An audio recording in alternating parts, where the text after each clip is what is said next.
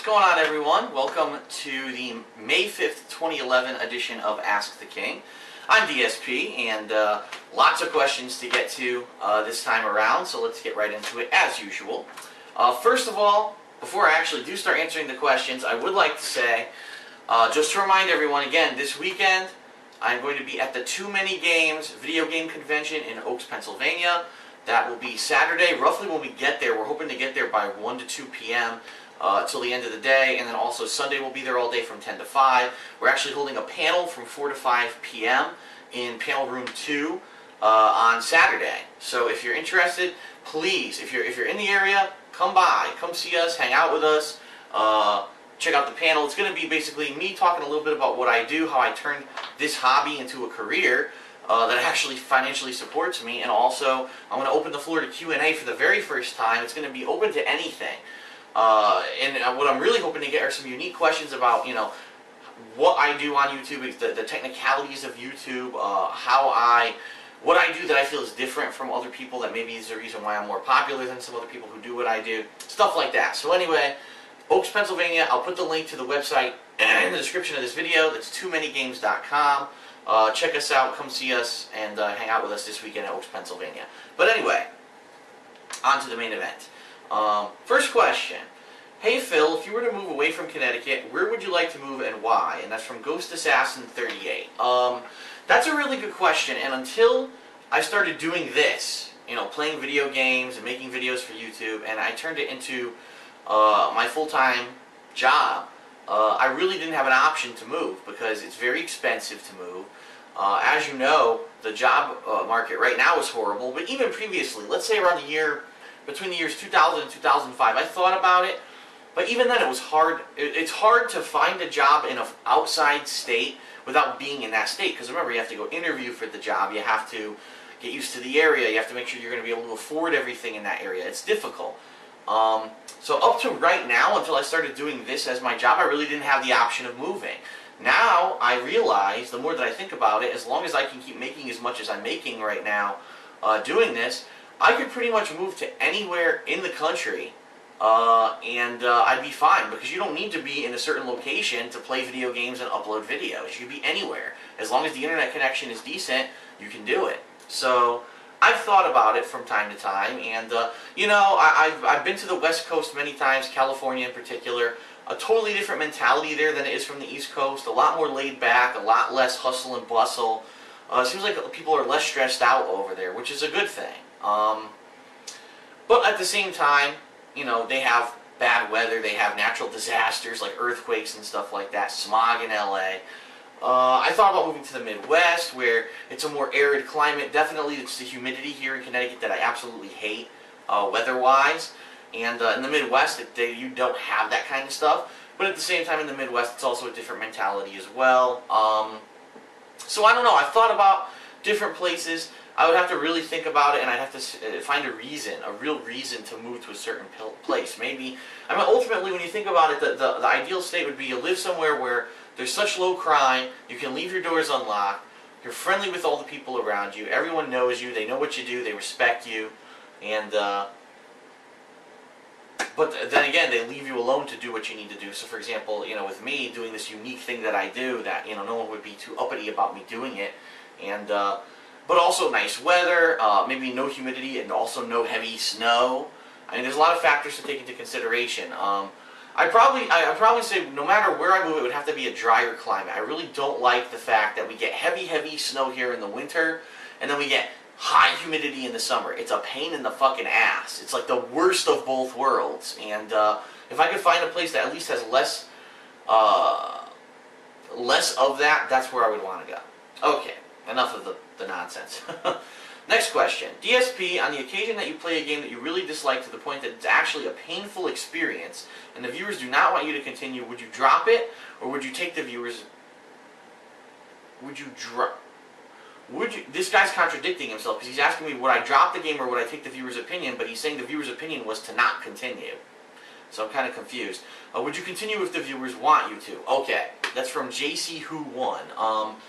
The answer to that question is, well, take a look at Conduit 2. Take a look at the game I'm playing right now, Thor.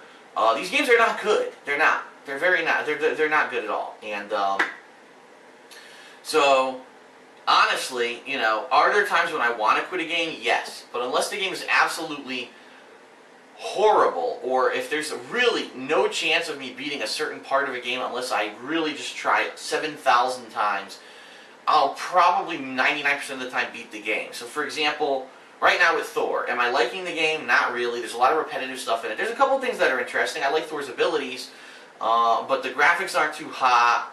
The gameplay itself, a lot of it is repetitive, and it's not that great of a game. But I'm going to beat it. I am. I'm going to play it till I beat it. Now, on the flip side of that, a game like Hardcore Uprising, which is supposed to be the spiritual successor to Contra, but really isn't. It really is not as good as any of the real Contra games. The last boss is retardedly fucking hard. He's like nothing in the entire game up to that point. It's ridiculously cheap instant deaths, and they expect you to play the game so much that you level up and buy enough items that you can beat this guy to get double jump, double air dash, and stuff like that. Which John Rambo and I, as we were doing the co-op of that game, we didn't have those abilities. Fuck that. I'm not going to spend endless hours grinding through a shitty game because you made a bad game and you expect me to get abilities to kill the last boss. I mean, I got to the end of the game without having to grind. Now you expect me to grind through your game to fucking beat the last boss. Fuck you. Your game's not worthy, and I'm just not going to do it. Another game would be like Skate 2, and a lot of people said that my Skate 2 playthrough was hilarious because I got so frustrated. Skate 2 has this very steep learning curve. You need to play the hell out of it to learn it. Now, the game is really good, but I don't have endless weeks to play the game. You know what I mean? Skate 2 is the kind of game you buy it and you play it for a month. And you really master the controls, you master everything about the game. I didn't have that option at that time. There were other games I wanted to play. At that time, I wasn't even doing this full time. I was only playing a couple hours a day. So I said, you know what, I'm passing and I'm not going to keep playing Skate 2. So it really depends on the situation. If it's a game that I feel I can beat in a legitimate amount of time, even if it's a bad game, I'll still beat it. If it's a game that I feel is not worth my time, I won't. And that's really what the philosophy that I've used. Regardless, a lot of fans want me to quit games, but I'm like Thor. People are saying stop playing it. No, I'm going to beat it. Sorry, I'm going to beat the game. You know, I'm not a quitter, so I am going to beat Thor. I beat Conduit 2. And, yeah, that's just my mentality. All right, the next question. Hey, Phil. By the way, I forgot to start my timer, which is bad news. That means I'm going to assume 10 minutes is already gone. Hey, Phil. IGN announced a release date for Minecraft on November 11th. Notch, who's the creator, commented that the official release of the game will not have any difference from the beta. November 11th is around the time of many major releases, like Skyrim, Modern Warfare 3, Battlefield 3, Uncharted 3, etc. Notch believes Minecraft can compete with these major games. My first question is, do you think Minecraft can compete with these major games? And the second question, are you going to reconsider playing Minecraft on its release date? Because in the present you've commented that you won't play it. And this question is from XP Sunny D. So for your first question, do I think that Minecraft can compete with these major games? Absolutely not. Notch has no fucking idea at all about business or marketing. Here's the deal. The reason that people are playing Minecraft is because it is free. It's the same reason that so many people watch my videos. It's the same reason that people on YouTube get millions of views. It's free. When you offer something for free, everyone's going to play it. It's that simple. Or watch it or whatever. You know what I mean? If right now there was an X-Men movie that was released for free over the internet and it was a high-grade thing, everyone would watch it and it would become one of the most popular things ever. But if you make people pay for it, it's a completely different thing. So Notch is basically going to tell people, starting on November 11th, if you like Minecraft, you have to pay for it to buy it. And I'm not adding anything new. So basically you're just going to pay to continue playing the game you've been playing for over a year now with no improvements. Guess what, Notch? You're a fucking idiot. Most people are not going to pay for a game they've been playing for a year and there's nothing new. Sure, there are people who keep paying for games like World of Warcraft, but take a look at World of Warcraft. Massive amount of content, constantly being updated, multiple expansions, a social aspect to it. There's a reason to pay for that game. There's no reason to pay for Minecraft. Minecraft, sure, on its premise, it's a fun thing. It's a crappy graphics engine, but it's a fun game. You get to build whatever you want. You know, there's all kinds of interesting stuff going on there. But if you pay for it, that's it. I mean, that's the bottom line. And the bottom line is people who've played this fun game for a year and a half for free, most people are not going to pay for it. It's that simple. So this question is very timely. When we're going to try to release that game at the same time as Skyrim, Modern Warfare 3, Battlefield 3, Uncharted 3, people who have not played Minecraft are going to look at this shitty graphics engine and say, what the fuck is this? I'm going to go buy Skyrim, you know? People who have played Minecraft up to that point are going to have to make a decision. Do I want to pay for a game I've now played for a year, year and a half with no improvements whatsoever? Or should I finally move on to something else that's better? Since I'm being forced to pay, should I pay for something with high production values, etc.? Or should I pay for this shitty game that I've played for free for a couple years? I really strongly feel the answer is going to be fuck Minecraft, let's go play something else. So Notch, I say congratulations on your success so far. The problem is you didn't find a way to monetize it. Now you're going to try to find this way to monetize it. It's not going to work. My prediction, Minecraft's going to fade away. It's going to go away. Or Notch is going to have to try to find a new way to take this business model and make it different.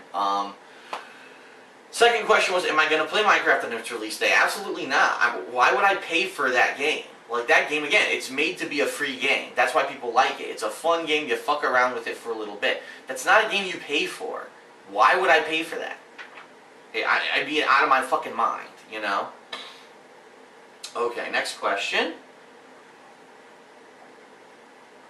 Phil, if Machinima offered you a full-time job at some point, maybe to be in charge of all fighting game-related content, would you consider taking it? Doing things like covering every event, fighting game news, doing reviews, conducting interviews with competitive players, etc. What would be reasons you would or wouldn't take it? And then he has a second question. Let me answer the first one. Nope, I wouldn't do it. The reason I wouldn't do it, very simply put, at this point I love what I'm doing. I love playing all different kinds of games, and I wouldn't trade that for the world. I like fighting games, but I don't like them to the point where that's all I'm going to do. And this year I had an opportunity when Marvel 3 came out to decide whether or not I really wanted to play hardcore or if I wanted to do other stuff. And after playing Marvel 3 for a couple weeks, I said, you know what? The game's good, but I just don't want to get hardcore into it. I don't want fighting games to be the only thing I do. There are people in the fighting game community who all they do is play fighting games. And I would be bored out of my fucking mind if all I did was play the same Street Fighter games over and over, or Mortal Kombat or whatever. I love playing the variety of games that I do. I have a lot of fun doing it, and I think everyone enjoys watching me do it, and that's why I'm so popular. And I'm able to do this as a full-time thing. If I were to be hired as a full-time job to just cover fighting games, sure, I might be able to live off of it, but I probably wouldn't enjoy it as much as I'm doing right now. So, no, I wouldn't do it. Honest answer. The second question, would you ever do a weekly or monthly top 10 series, having people submit their best clutches, combos, funny moments, etc., to put on DSP Street Fighter with your added commentary?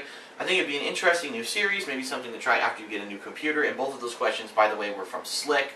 That is an interesting concept. It's not something I've really thought about, but it is somewhere that's potential for it to grow, you know what I mean? DSP Street Fighter. Right now, it's just really match footage and coverage of fighting games, but that doesn't necessarily mean I can't start other stuff, so thanks for the idea. I'll think about it.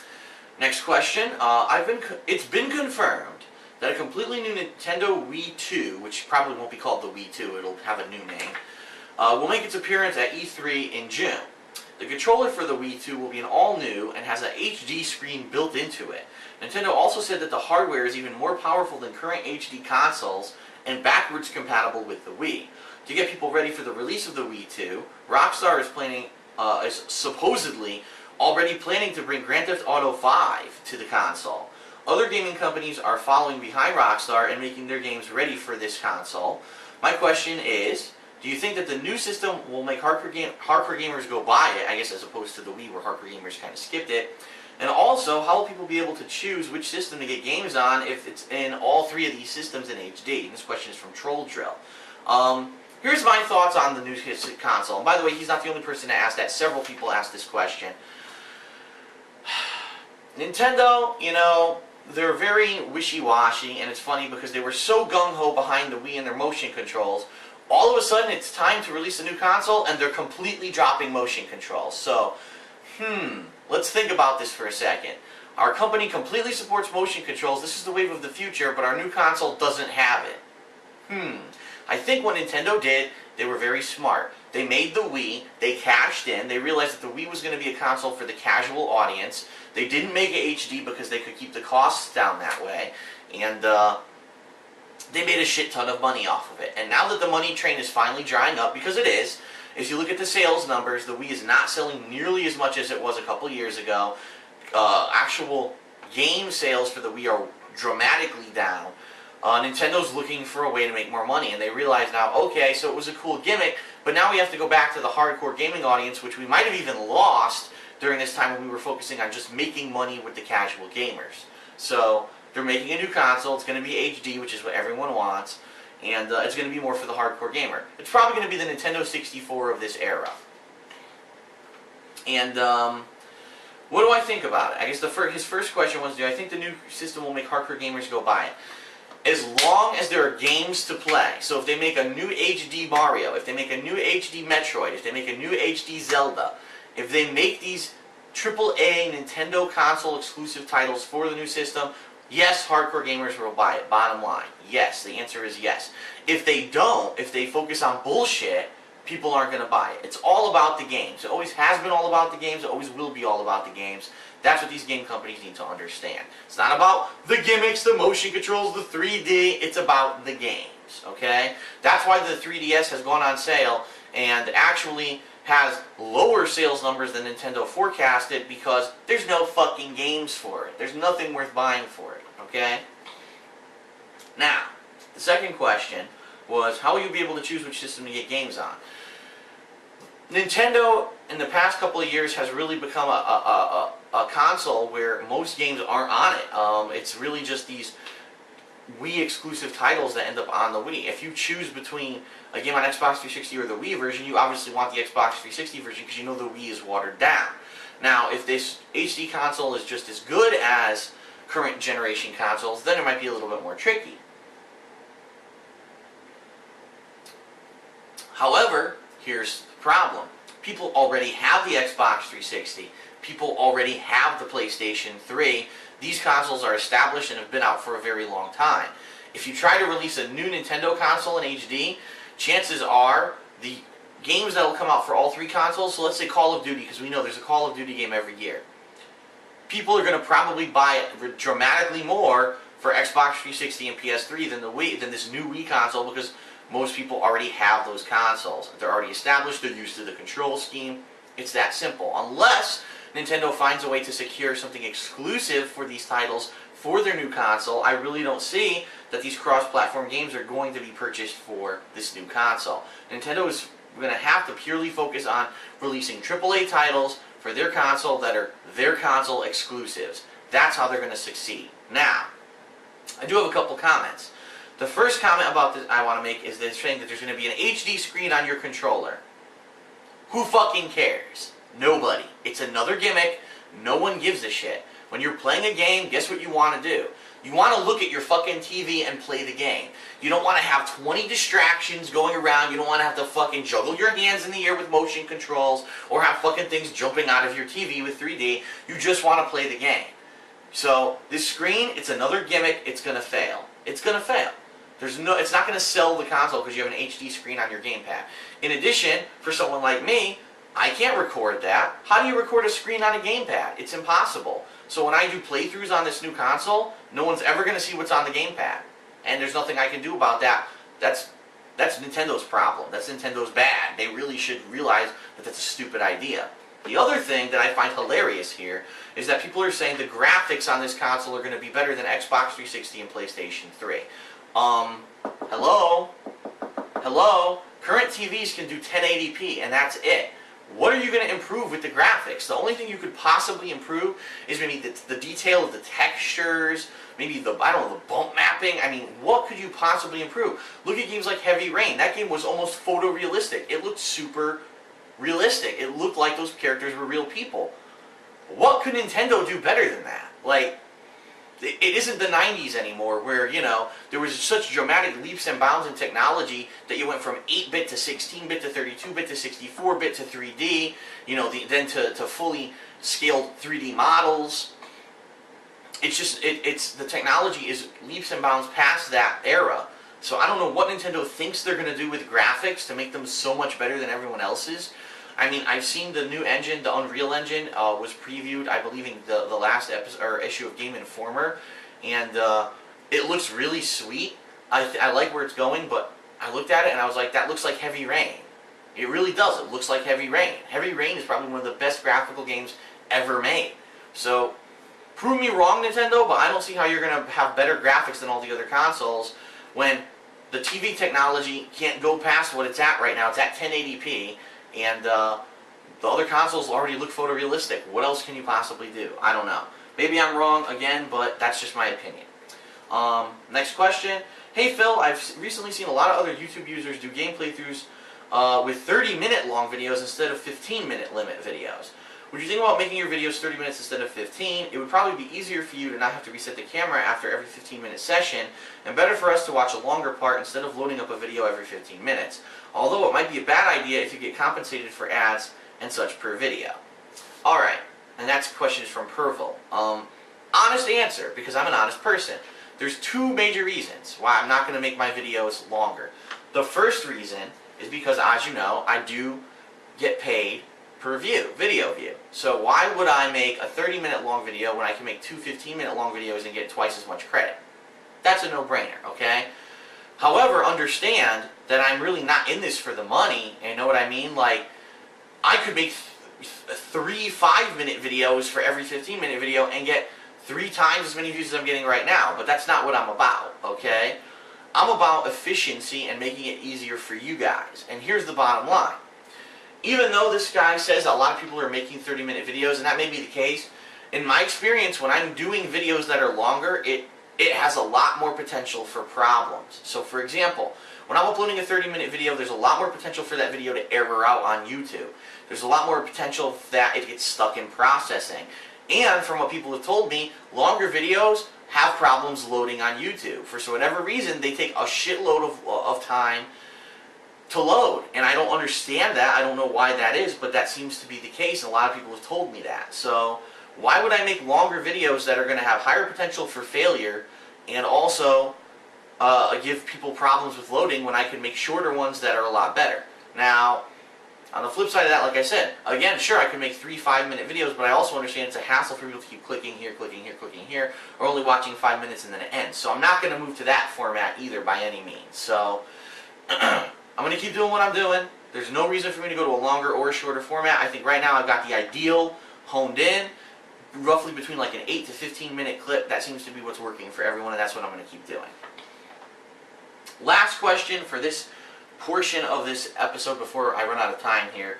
Hey DSP, I was wondering if you would ever upgrade to 1080p quality instead of 720p video quality. That's from Tony Parker 1996. And the answer, honestly, is right now, absolutely not. And the reason is because, I don't know if you know this, I said this before in Ask the King, but 99% of games only go 720p. Even though the game box says 1080p, those games are upscaling to that, meaning there's really no increase in quality. Most games are generated in a native resolution of 720p, and therefore filming them in 1080p won't make them look any better. What it will do is make the file bigger, take longer to upload, again, have longer potential to error out when I'm uploading to YouTube, have longer potential to get stuck in processing, and take longer for you to load on YouTube because it's a higher quality video. So there's really no reason for me to film in 1080p right now. Now, if all games in the future switch to 1080p, then I could do it. I actually have the ability with my camera to do 1080p, and I did do one playthrough in 1080p. It was StarCraft 2. The reason I did that is because I was using a laptop which could do 1080p, and the game was in true 1080p, and there was a lot of little things going on the screen. As you know, it's a lot of micromanagement of small stuff on the screen. It was very hard to see stuff if you had it at a lower resolution. So if games go that way in the future, I'll record that, but since right now most games are 720p, there's no reason for me to do that. Alright, so that's the end of part 1. I still have a shit ton of questions to get to, so I will be right back with part 2 of Ask the King.